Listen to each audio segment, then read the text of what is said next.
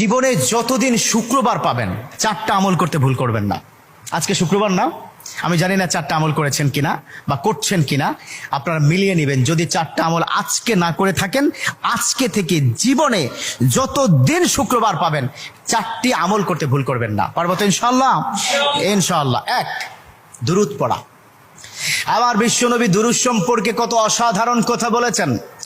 একজন সাহাবা এসে বললেন, ইলা রাসূলুল্লাহ সাল্লাল্লাহু আলাইহি ওয়াসাল্লাম, ও নবী, আমি যদি আপনার প্রতি দিনের 1/3 ধরে দুরূদ শরীফ পড়ি আমি কি নিয়ামত পাবো?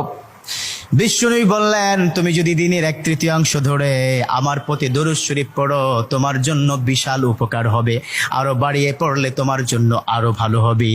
সাহাবা মহা খুশি হয়ে গেলেন, ইয়া রাসূলুল্লাহ, আমি দিনের অর্ধেক সময় জুড়ে যদি আপনার প্রতি দুরূদ শরীফ পড়ি তাহলে কি হবে?